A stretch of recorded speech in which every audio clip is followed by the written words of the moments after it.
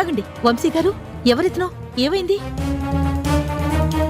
ఇతనెవరో నాకు తెలియదండి, కానీ రోడ్డు మీద హార్ట్ అటాక్ వచ్చి పడిపోయినట్టుగా ఉన్నాడు. స్పృహలో లేడు. కళ్యాణ్ ఉన్నాడా? ఉన్నారండి. వంశీ, చూడు కళ్యాణ్, ఎవరో ఫోటోగ్రాఫర్ ఫోటోలు తీస్తూ పడిపోయారంట. అవును. ఎంత లేపినా లేవట్లేదు. సిపిఆర్ కూడా చేశాను, అయినా ఏ ప్రయోజనం కనపడలేదు. తన్నెలాగైనా కాపాడు. డోంట్ వరీ, నేను చూసుకుంటాను.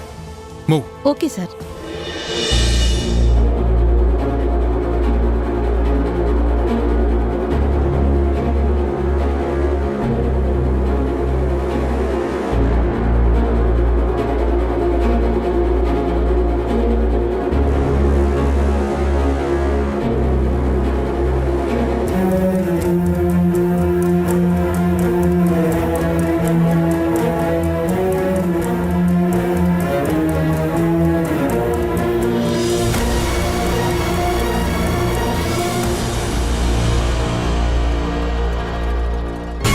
నువ్వు కరెక్ట్గా గెస్ చేసావు.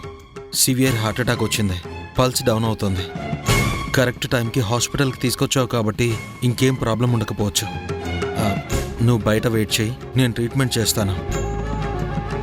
ఇంట్లోంచి బయటకు వెళ్ళిన మనిషి ఇంటికొస్తాడని వాళ్ళు ఎదురు చూస్తూ ఉంటారు. కానీ పాపం ఇలాంటి పరిస్థితుల్లో ఉన్నారని వాళ్ళకి తెలియదు కదా. ముందు వాళ్ళకి ఇన్ఫార్మ్ చేద్దాం.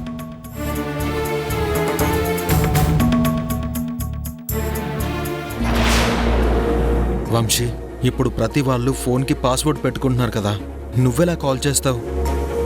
ఇప్పుడు ఆ నెంబర్ కూడా ఓపెన్ అవ్వదు కదా. ఒక్క నిమిషం.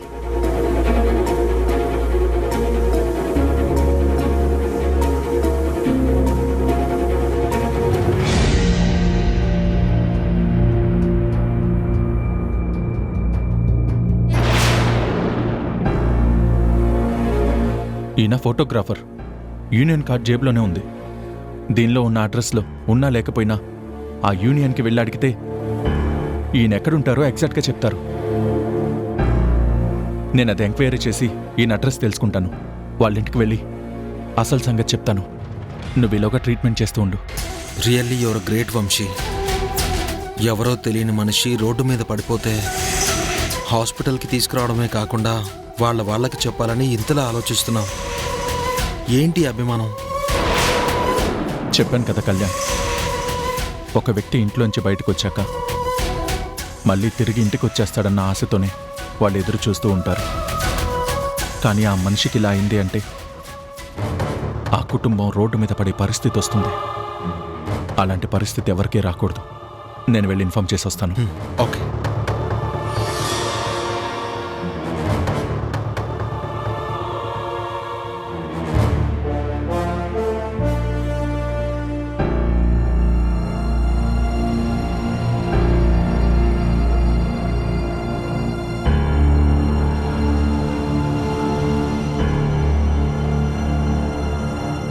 ఎవరమ్మా మీరు?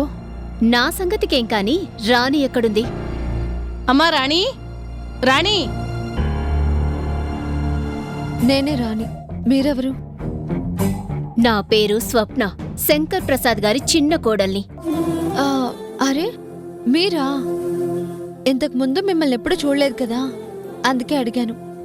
ఏమనుకోకండి, కూర్చోండి. అమ్మా, టీ తీసుకురా. నాకేం అవసరం లేదు. నేను మీ మర్యాదల కోసం రాలేదు. అదేంటమ్మా అలా అంటావు? నువ్వేం మాకు పరాయి మనిషివి కాదు, మా మనిషివే కదా. కూర్చోమ్మా, ఇప్పుడే తీసుకొస్తాను. భలే నటిస్తున్నారు. మీ ఫ్యామిలీ అంతా ఇంతేనా? ఇలానే నటిస్తూ నమ్మిస్తూ ఉంటారు కదా. మీరేం మాట్లాడుతున్నారో మాకు అర్థం కావడం లేదు. నటించడం ఏంటి? ఇది నటన కాకపోతే ఇంకేంటి? ఇంత గొప్పగా నటిస్తూనే కదా ఎప్పుడో చనిపోయిన దేవరాజు కూతురు కీర్తిని అని మా సూర్యం బాబాయిని నమ్మించావు. ఆ దేవరాజు కోట్ల ఆస్తిని నువ్వు కొట్టేశావు. నీలో ఎంత టాలెంట్ లేకపోతే ఇంత బాగా నటించగలుగుతావు? మాటలు మర్యాదగా రానియమ్మా. నువ్వు ఎవరి గురించి మాట్లాడుతున్నావు నీకు తెలుసా? నువ్వు ఆగమ్మా. తను నా మీద అంత నింద వేసిందంటే తనకేదో అనుమానం వచ్చే ఉండాలి కదా. ముందదేంటో మనం తెలుసుకోవాలి. ఇందులో తెలుసుకోవడానికేముంది? నువ్వేంటో నీ బ్రతుకేంటో మొత్తం నేను తెలుసుకునే వచ్చాను. ఇదే ప్రాంతంలో ఒక చిన్న హోటల్ పెట్టుకుని అట్లమ్ముకునే రాణిగా నువ్వు పేరు సంపాదించావు కదా. ఆ హోటల్ మీదొచ్చే డబ్బుతోనే కదా నిన్ను, మీ చెల్లిని, మీ తమ్ముణ్ణి వీళ్ళందర్నీ పోషించుకున్నావు. కష్టపడి నువ్వు అన్ని కలెక్టర్ని చేశావు అని అందరూ చెప్పుకుంటున్నారు. కానీ నీ తమ్ముడు కలెక్టర్ అయ్యాక నీకు డబ్బు మీద వ్యామోహం పెరిగింది. అందుకే ఎవరెవరి పిల్లలు దూరమయ్యారో ఎంక్వైరీ చేసి తెలివిగా సూర్యం తాతయ్యని కీర్తిగా నువ్వు నమ్మించావు.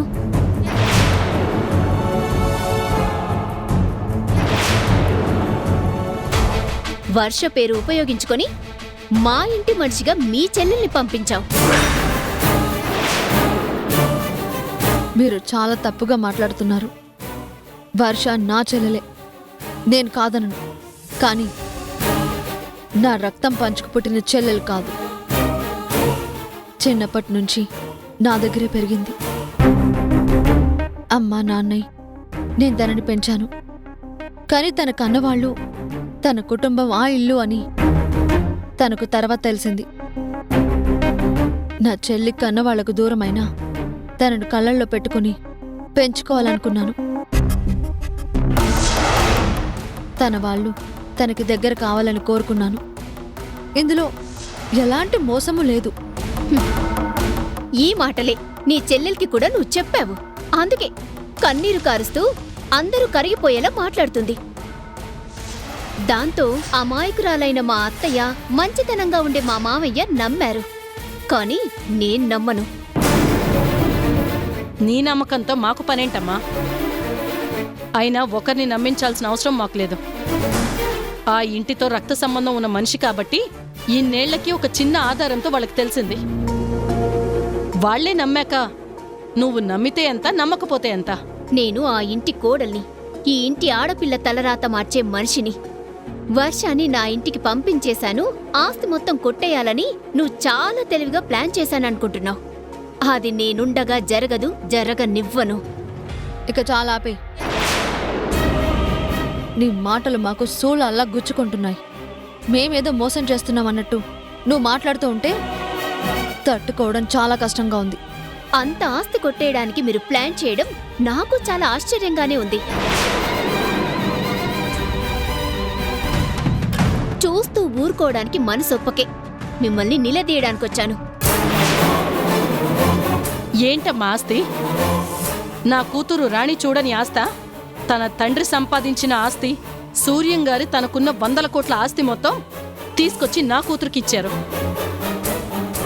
కానీ ఏ రోజు నా కూతురు ఆస్తిని కోరుకోలేదు.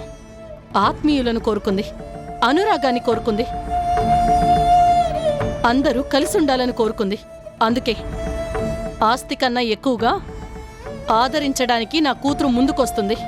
ఆ ఇంటి మనిషి అని తెలియకపోయినా తన కన్న కూతురులో చూసుకుంది.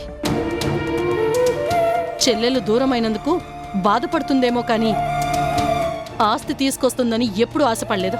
అందరూ కరెక్ట్గానే మాట్లాడుతున్నారు. పక్కాగా ప్లాన్ చేసుకున్నారు. ఎవరు ఎలా అడిగినా సరే సమాధానం ఒకేలా రావాలని బాగానే ట్రైనింగ్ తీసుకున్నారు. అంతేలే, అంత గొప్ప కుటుంబానికి మనుషులు అనిపించుకోవాలంటే ఆ మాత్రం నటించాలి. బాగా ట్రైనింగ్ ఇచ్చావు. మీరు శంకర్ ప్రసాద్ గారి కోడలు కాబట్టి నేను మిమ్మల్ని ఏమీ అనలేకపోతున్నాను. కానీ ఒక్కటి గుర్తుపెట్టుకోండి, డబ్బనేది బతకడానికి మాత్రమే అని నేను చూస్తాను. కానీ డబ్బు కోసమే బతకాలని మేమెప్పుడూ అనుకోలేదు. నా చెల్లెలు గొప్పింటి మనిషి అని తెలిసింది, ఆ ఇంటి పిల్ల అని నాకు తెలిసింది. ఆ పెద్దాయన కూడా తను మనవరాలని చెప్పారు. వాళ్ళ మనిషి వాళ్ళ ఇంట్లో ఉండాలని కోరుకున్నాను. కానీ వాళ్ళ ఆస్తులు కావాలని మేమెప్పుడూ కోరుకోలేదు. ఆ ఊహ కూడా మాకు లేదు. చూడమ్మా, నువ్వు ఎందుకు ఇలా మాట్లాడుతున్నావో మాకు అర్థం కావటం లేదు. తను ఆ ఇంటి నుంచి వచ్చిన మనిషేనని శంకర్ ప్రసాద్ గారు నాకు చెప్పారు. వాళ్ళ మనవరాల్ని ఆయనే తీసుకెళ్లారు. కాదని నువ్వెలా చెప్తున్నావు? సరే, నమ్ముతాను. కాని వర్ష చిన్నప్పుడు మీ దగ్గరే పెరిగిందని, ఆ వర్ష ఈ వర్ష ఒక్కరే అని చెప్పడానికి ఒక్క ఆధారం ఉంటే నాకు చూపించండి.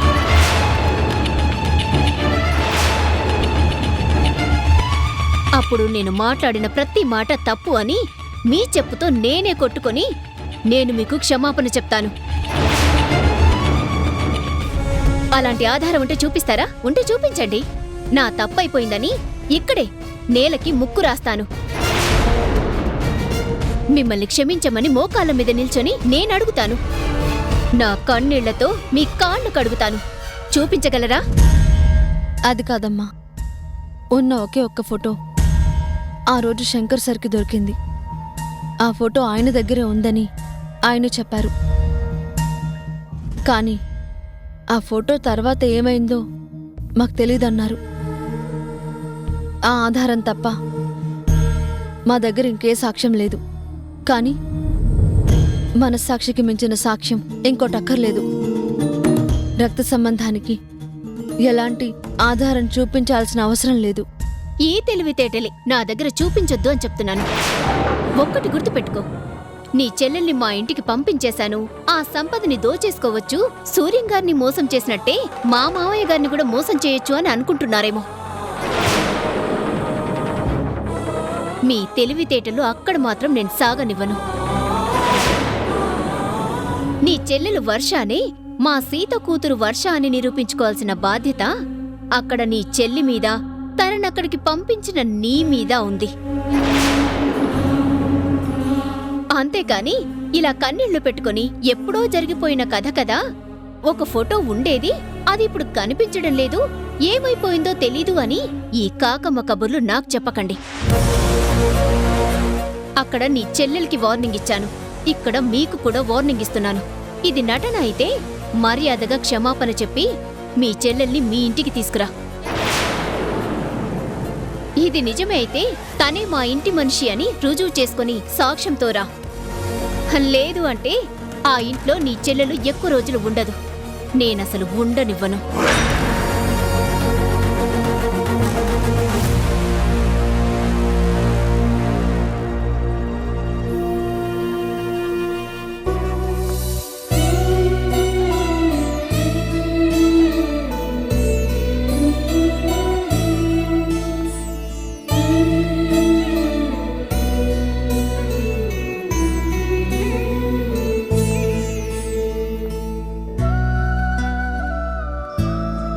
బాబు గారు, మీరు చెప్పినట్టే అందరి లిస్టు మీకు ఇచ్చేశాను.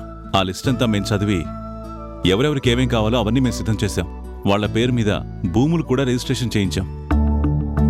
ఇల్లు కట్టించుకునే వాళ్ళకి ఆర్థిక సాయం చేయడానికి చెక్కులు కూడా రెడీ చేశాం. అలాగే పిల్లల చదువు కోసం, వైద్యం కోసం ఇలా ప్రతి దానికి డబ్బు అవసరమైన వాళ్ళకి చెక్ అందిస్తున్నాం. ఈ ఊరెప్పుడు పచ్చగానే ఉండాలి. ఈ ఊర్లో ఉండే వాళ్ళందరూ ఎప్పుడూ సంతోషంగానే ఉండాలి. ఆకలి బాధలు కానీ, ఆర్థిక సమస్యలు కానీ వాళ్లకుండకూడదు. ఆ ఉద్దేశంతోనే ఈరోజు నేను నా స్నేహితుడు కలిసి ఈ కార్యక్రమాన్ని మొదలుపెట్టాం. ఆకలితో ఉన్నవాళ్లకి అన్నం పెడితే ఆ పూటకి కడుపు నిండుతుంది. అదే ఎకరం భూమిస్తే జీవితాంతం వాళ్ల కడుపు నింపుకోవడానికి ఒక ఆధారం అవుతుంది. నీడలేని వాళ్లకు ఇల్లిస్తే అది వాళ్ళకి ఎంత ధైర్యాన్నిస్తుందో మాకు తెలుసు. అందుకే మా పిల్లలు మీ గుండెల్లో ఎప్పటికీ గుర్తుండిపోవాలన్న సదుద్దేశంతోనే మేమీ కార్యక్రమానికి శ్రీకారం చుట్టాం. ఈరోజు ఇవన్నీ మీకు అందుతున్నాయి అంటే కారణం వీళ్ళిద్దరేనని మీరెప్పుడూ మర్చిపోవద్దు. ప్రెసిడెంట్ గారు, పేర్లు మీరే చదవండి. అలాగేనండి. సైదులు. అయ్యా, నమస్కారం బాబు గారు. నమస్తే. నమస్కారం. నమస్తే. నమస్కారం అయ్యా.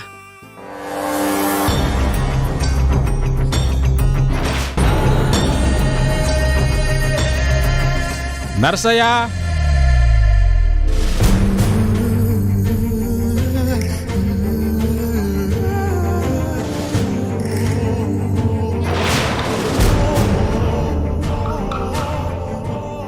సోమయ్య,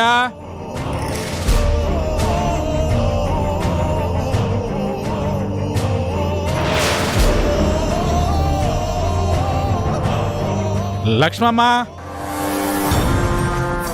బాబుగారు, ఆవిడ ఇల్లు కట్టుకుంటానంటుంది.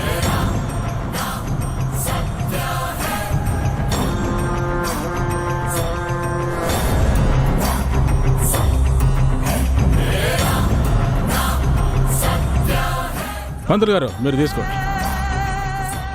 నమస్కారం బాబు. నమస్తే. నమస్కారం అమ్మా. నమస్తే. నమస్కారం. ఇది మేము చేసిన సాయంగా మీరు ఎవ్వరూ అనుకోవద్దు. మనందరం ఒక్కటే. మేము ఆనందంగా ఉన్నామంటే సరిపోదు. మనందరం ఆనందంగా ఉండాలన్న ఉద్దేశంతోనే మేము ఈ కార్యక్రమం చేస్తున్నాం. ఇక నుంచి మీరంతా మా మనుషులు. మా ఊరు సంతోషంగా ఉంది అన్న తృప్తి నాకు ఉండాలనే ఈ కార్యక్రమాన్ని చేశాం. పుట్టిన ఊరి రుణం తీర్చుకునే అరుదైన అవకాశం కొంతమందికే దక్కుతుంది. ఈరోజు ఆ అవకాశం మాకు దక్కింది. ఈ సాయం ఇక్కడితో ఆగిపోతుందనుకోకండి. ఇక ముందు ఎవరికెప్పుడు ఎలాంటి సాయం కావాలన్నా అది చేయడానికి మేము సిద్ధంగా ఉన్నాం. ఆ విషయం మీరందరూ గుర్తుపెట్టుకోండి.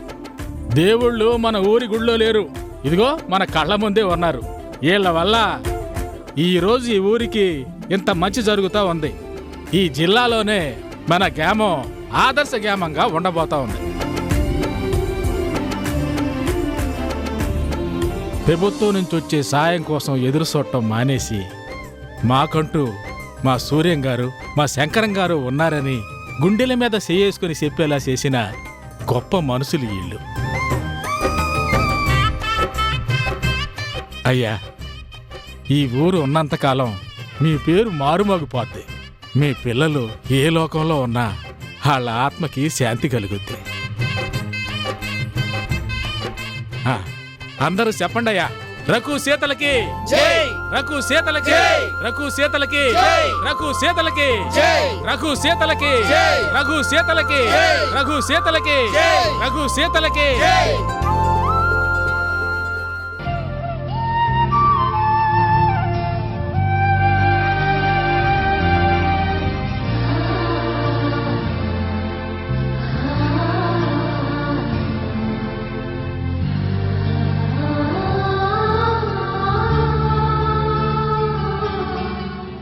రాణి,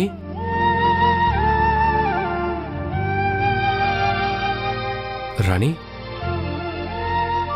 రాణి,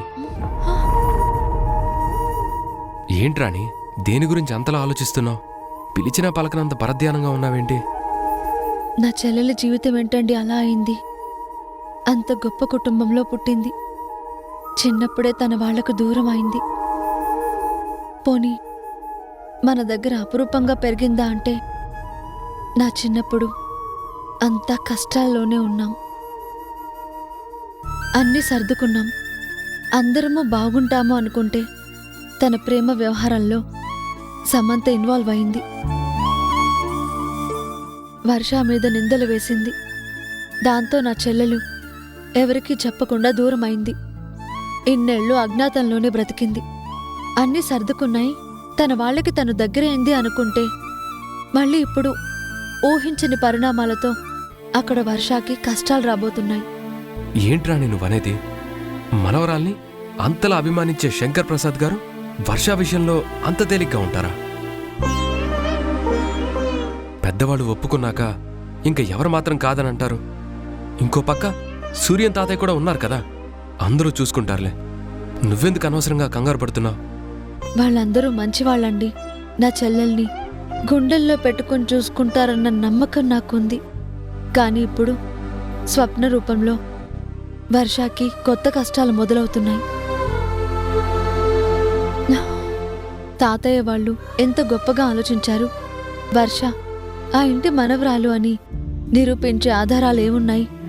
సమంత కూడా అంత గొడవ పెట్టుకుని బయటకు వెళ్ళిపోయింది.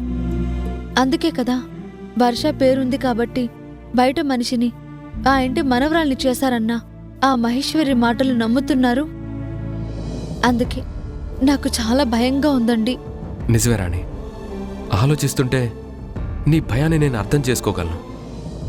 సమంత కోపంగా వెళ్లకుండా ఉంటుంటే వాళ్ళిద్దరికీ డిఎన్ఏ టెస్ట్ చేయించేవాళ్ళు. డిఎన్ఏ ఒకటే అవుతుంది కాబట్టి ఏ ఆధారం లేదు అన్న సమస్య ఉండేది కాదు. కానీ సమంత కూడా చచ్చిపోయింది. ఇప్పుడు ఆ అవకాశం కూడా లేకుండా పోయింది. ఇంట్లో ఉన్న ఒక్క ఫోటో పగిలిపోయిందని అమ్మ ప్రేమ కట్టించడానికి తీసుకెళ్లడం ఏంటి, అది కనిపించకుండా పోవడం ఏంటి, తర్వాత శంకర్ సార్ దగ్గర ఉండవలసిన ఆ ఫోటో ఎవరికీ తెలియకుండా ఎలా మాయమైందో అర్థం కావడం లేదు. ఇప్పుడు ఆ సాక్ష్యం లేకే నా చెల్లెల జీవితం ఏమవుతుందోనని నాకు చాలా భయంగా ఉందండి. లేదు రాణి, మనందరం ఉండగా అలా ఎందుకు జరుగుతుంది? జరిగే అవకాశమే లేదు. గోపి కూడా పెద్ద పొజిషన్లో ఉన్నాడు కదా, తన వైపు నుంచి ఏమైనా సహాయం అవుతుందేమోనని అడుగుదామా? నిజమేనండి, తమ్ముడు తలుచుకుంటే చేయగలడు. నేను ఇప్పుడే ఫోన్ చేస్తాను.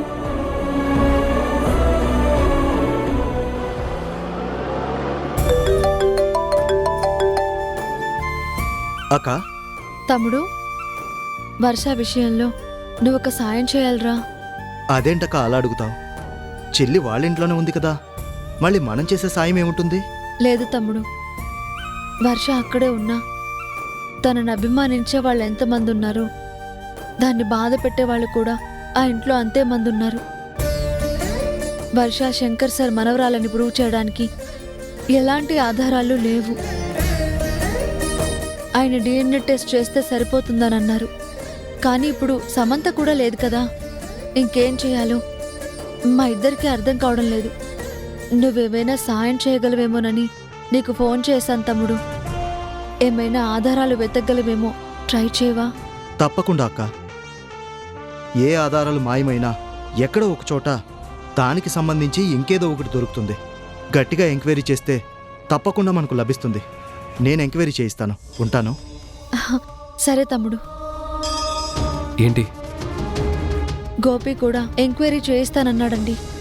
ఎలాగైనా సరే వర్షాని శంకర్ సార్ మనవరాలని ప్రూవ్ చేసేలా చేయాలి మనం.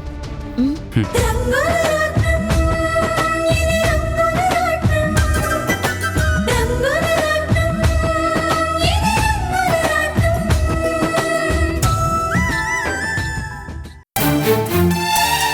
అవును, అంకుల్ పొద్దుననగా వెళ్లారు, ఇంకా రాలేదేంటి? ఈ పాటికి వచ్చేయాలి కదా.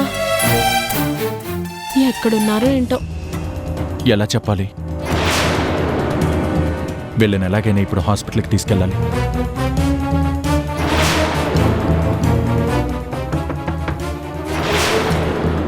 అదిగో వచ్చేసినట్టున్నారు.